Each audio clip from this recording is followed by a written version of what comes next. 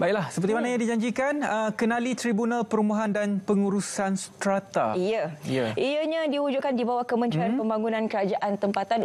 Untuk kita mengetahui lebih lanjut mengenai Tribunal Perumahan dan Pengurusan Strata ini, bersama dengan kita di studio Puan D. Sunita Kojesi, Pengerusi Tribunal Perumahan dan Pengurusan Strata. Selamat pagi, apa khabar Puan? Selamat pagi, terima kasih atas jemputan pada pagi ini. Ya. Puan, boleh terus mulakan. Apakah itu Tribunal Perumahan dan juga Pengurusan Strata? Tribunal Perumahan dan Pengurusan Strata adalah sebuah jabatan yang wujud di bawah Kementerian Pembangunan Kerajaan Tempatan dan khususnya kami ada dua tribunal. Satu adalah Tribunal Perumahan, Tribunal Tuntutan Pembeli Rumah dan yang keduanya adalah Tribunal Pengurusan Strata.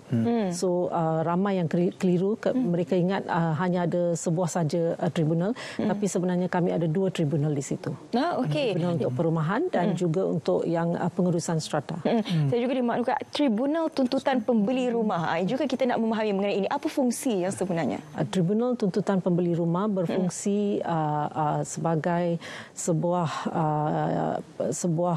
kuasa judicial yang memberi yang mendengar pertikaian di antara pembeli rumah dan juga pemaju khususnya. Okey, apa sebenarnya tuntutan yang boleh dilakukan? Okey, tuntutan yang boleh dibawa adalah tuntutan untuk LED, iaitu kelewatan pemberian milikan kosong dan juga tuntutan untuk sebarang defek yang ada pada rumah. Setelah orang pembeli menerima kunci, setelah menerima kunci mereka berdapati ada defek pada rumah tersebut ataupun ada kecacatan dan sebagainya ataupun kelewatan menerima kunci, so mereka boleh memfailkan tuntutan yang lazimnya adalah terhadap pemaju.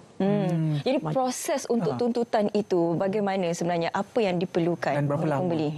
Okey, mereka hanya perlu bagi Tribunal Tuntutan Pembeli Rumah. Kos pemfailan dia adalah lebih kurang RM10. Okey, mereka terus ke kaunter di KPKT, kaunter tribunal, dan membuat pemfailan. Dia akan mula dengan proses pemfailan borang satu, iaitu memberi apa-apa tuntutan yang mereka perlukanlah, sama ada untuk kecacatan ataupun untuk kelewatan dan sebagainya. Apa berbeza dengan Tribunal Pengurusan Strata? Tribunal Pengurusan Strata pula dia berbeza dari segi di mana pembeli ataupun pemilik petak akan memfailkan tuntutan terhadap pihak pengurusan.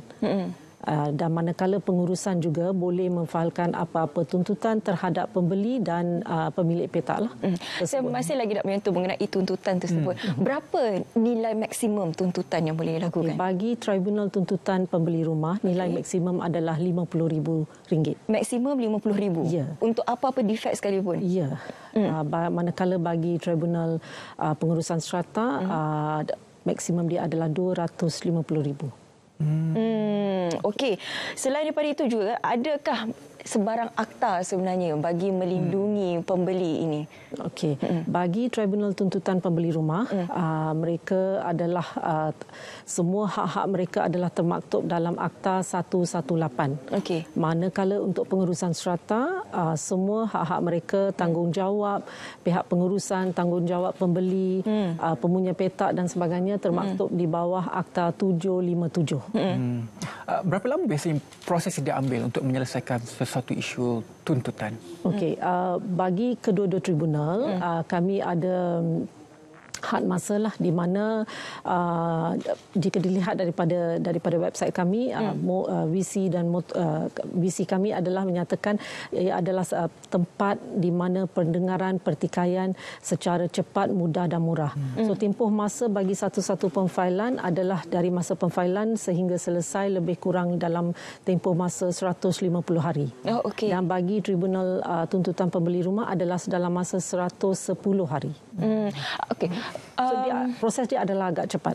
Okey. Adakah setiap kes ataupun isu yang difailkan di TPS boleh juga difailkan di Mahkamah Sivil? Okey. Jika mereka lazimnya sebab Tribunal Pengurusan Strata dan Pembeli Rumah adalah dia lebih khusus pada aspek-aspek kelewatan, defek, kecacatan dan juga aspek pengurusan. So dia khusus, sebab itu tribunal diwujudkan supaya mereka dapat memfailkan terus ke sini secara cepat, mudah dan murah. sebab pemfailan di tribunal tidak melibatkan peguam lazimnya. Pihak-pihak hanya perlu memfailkan secara sendiri, membawa tuntutan dengan sendiri dan berhujahlah di hadapan Presiden. Jadi adakah sebenarnya TPS mempunyai bidang kuasa untuk menjalankan sebarang siasatan ataupun menjatuhkan hukuman? Tribunal tidak mempunyai bidang kuasa untuk menjalankan siasatan ataupun menjalankan hukuman. Ia adalah satu tempat untuk mengadili, mendengar pertikaian di antara dua pihak untuk tuntutan. Tuntutan yang mereka bawa sama ada untuk kecacatan rumah ataupun untuk tuntutan monetary berkenaan kelewatan pemberian ataupun mereka memerlukan sesuatu dilakukan di aspek jika melibatkan pengurusan strata lah. Satu-satu kewajipan yang perlu dilaksanakan. Ada tak kes-kes yang pernah berlaku tuntutan ini tidak ada kata putus antara penuntut dan juga pihak contohnya pemaju. Tidak boleh tak ada kata putus. Dia mesti ada satu, because kedua-dua akta 118 dan 757 memberi menyatakan secara detail apa tanggungjawab kedua-dua pihak. Apa yang perlu dilakukan. Hak-hak mereka terjamin di bawah kedua-dua akta ini. So pada masa mereka memfailkan, sudah tentu akan ada penyelesaian lah.